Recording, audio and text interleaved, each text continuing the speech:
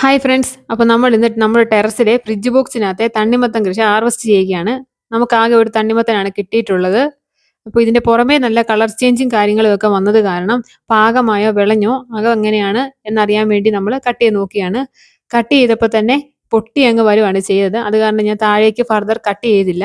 കൈകൊണ്ട് അടർത്തിയപ്പോൾ തന്നെ നല്ലപോലെ അങ്ങ് പൊട്ടി വരികയാണ് ചെയ്തത്.